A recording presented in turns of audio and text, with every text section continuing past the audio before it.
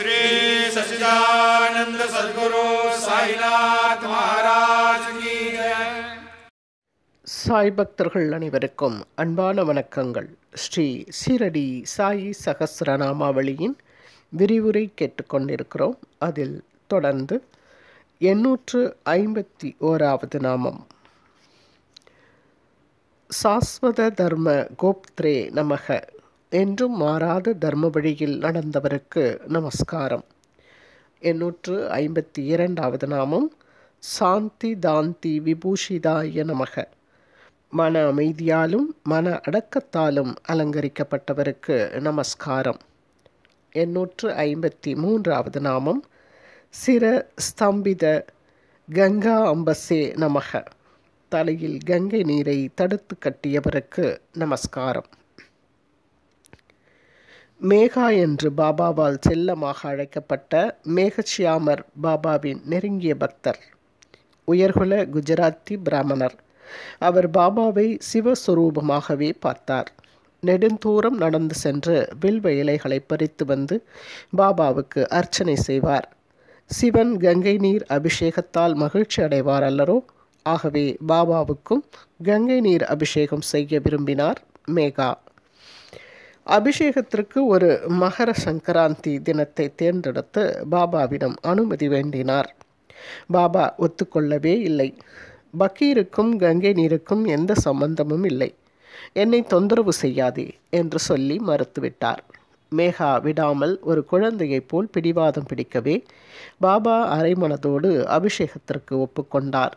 ஒரு மகர சங்கராந்தி தினத்தன்று மதியம் அபிஷேகம் என்று பாபாவிடம் சொல்லிவிட்டு போக வர 16 மைல்கள் நடந்து கோதாவரி நதியிலிருந்து ஒரு குடம் புனித கங்கை கொண்டு வந்தார் மேகா. கடைசி நேரத்திலும் அபிஷேகத்திலிருந்து தப்பித்து கொள்ள முயன்றார் பாபா. ஆனால் மேகா விடுவதாக இல்லை. தலையே உடலின் பிரதான உறுப்பு. தலையில் ஊற்றினால் உடம்பு முழுவதற்கும் ஊற்றின மாதிரிதான். ஆகவே என் தலையில் சிறிது கங்கை நீரை தெளித்தார் போதுமானது என்றார் பாபா. மேகாவும் இதற்கு ஒத்துக்கொண்டார். ஆயினும் எடுத்து ஊற்றும் போது மிகுந்த உணர்ச்சி வசப்பட்டு ஹர் கங்கே என்று கூவிக்கொண்டே உடல் முழுவதற்கும் கங்கை நீரை ஊற்றிவிட்டார். குடத்தை கீழே வைத்துவிட்டு பாபாவை கவனித்தார். பாபாவின் தலை மட்டுமே நனைந்திருந்தது. உடம்பில் ஈரம் ஏதும் இல்லை. மேகா ஆச்சரியமடைந்தார். சுற்றியிருந்த பக்தர்களுக்கும் பெரு வியப்பு. பரமேஸ்வரன் கங்காதேவியின் கர்வத்தை அடக்க கங்கையை தம்முடைய ஜடாமுடியில் இறங்க வைத்து அங்கேயே ஜடையின் அழகில் மயங்கி சுற்றி சுற்றி வருமாறும் பூமிக்கு இறங்க முடியாதவாறும் செய்துவிட்டார். பின்னர் பகீரதனின் பிரார்த்தனைக்கு இணங்கி ஒரு பகுதியை மட்டுமே பூமிக்கு இறங்கவிட்டார். முழு கங்கையை பூமி தாங்காது எனும் காரணத்தால் கருணையினால் பாபாவும் அபிஷேகம் செய்யப்பட்ட கங்கை நீரை தலையில் அடக்கி கொண்டார். பாபா சிவஹம்ச அவதாரம். 854வது நாமம். சாந்த ஆகாராய நமக. சாந்தமான வடிவுடையவருக்கு நமஸ்காரம். இந்நாமம் ஸ்ரீ வெங்கடேச சகஸ்ரநாமாவளியிலும் உண்டு. ஸ்ரீ விஷ்ணு சகஸ்ரநாம தியான ஸ்லோகமே சாந்தாகாரம் என்றுதான் ஆரம்பிக்கிறது. சாந்தமான வடிவம் உள்ளே பொங்கிக் கொண்டிருக்கும் காருண்யத்தினால் விளைகிறது. வெளிப்பூச்சுகளாலும் நடை உடை பாவனையாலும் வராது. சாந்த வடிவானவர்களை பற்றியும் அறிந்து கொள்வோம். தரிசனம் செய்ய வந்த அனைவரையும் சாந்தமெனும் குணமே வடிவெடுத்து வந்ததோ என வியக்க வைத்தவர் நம்மிடையே நடமாடிய தெய்வமான காஞ்சி மகா பெரியவாள். அவருடைய சந்நிதியில் இருப்பவர்களின் மேல் ஓர் இனம் தெரியாத பேரமைதி மேகத்தை போல் வந்து அமரும். இது சாந்தாகாரத்தின் கதிர்வீச்சு விளைவு. அவருக்கு இணையாக புனித மத தெரேசாவையும் சொல்லலாம். மகா பெரியவாளை பல தடவைகள் தரிசனம் செய்யும் பாக்கியம் எளியனுக்கும் கிட்டியது. மதர் தெரசாவை தரிசனம் செய்யும் பாக்கியம் ஏனோ கிட்டவில்லை.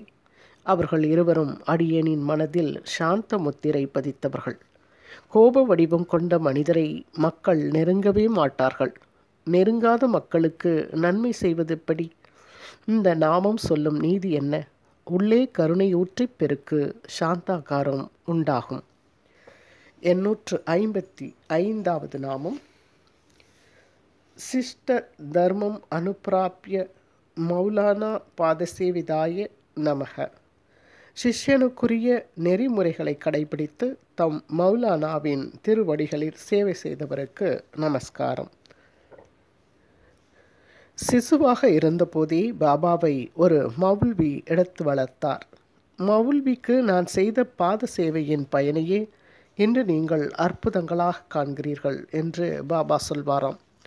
மௌல்வியுடன் பாபா வாழ்ந்தது 5 வயது வரைதான். ஆகவே இது முன்ஜென்ம விவரமாகவும் இருக்கலாம்.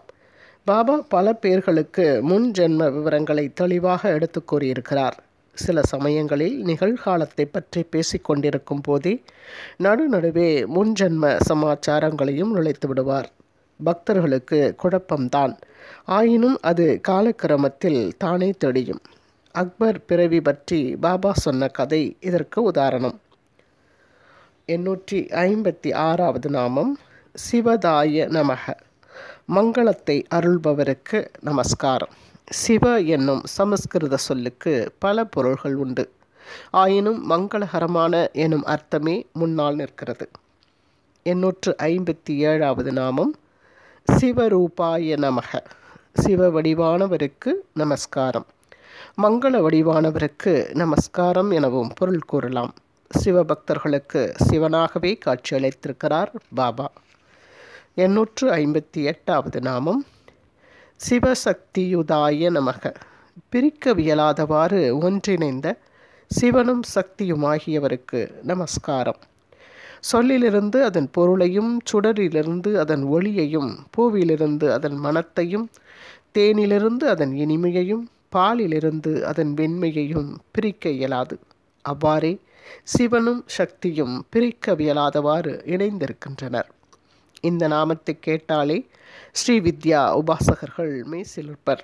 காரணம், ஸ்ரீ ஆதிசங்கர பகவத் பாதர் தாம் இயற்றிய சௌந்தர்ய லஹரியை இந்த 2 சொற்களை முன்வைத்தே ஆரம்பிக்கிறார். ஸ்ரீ சங்கரர் இயற்றிய கிரந்தங்களிலேயே சௌந்தர்ய லஹரிதான் மணிமுடியாக கருதப்படுகிறது.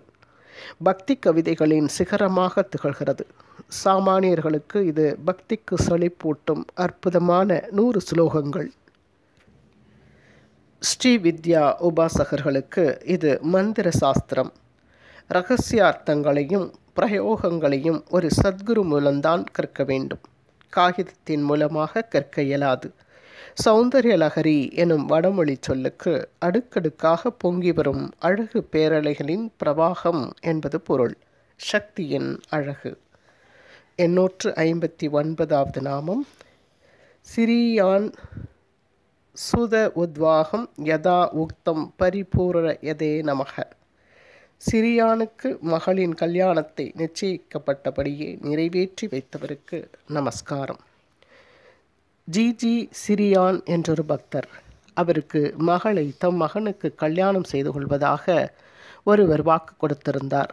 சில காலத்திற்கு பின் அவர் அந்த ஒப்பந்தத்திலிருந்து நழுவ பார்த்தார். பாபா தலையிட்டு அந்த கல்யாணத்தை முதலில் நிச்சயம் செய்திருந்தபடியே அதே காலகட்டத்திற்குள் நடத்தி கொடுத்தார். பக்தனுக்கு இவ்விதமாகவும் அனுக்கிரகம். இது ஒரு மகத்தான அனுக்கிரகமன்றோ. 860வது நாமம் சீதோசன சுக துக்கேஷு சமாய நமக.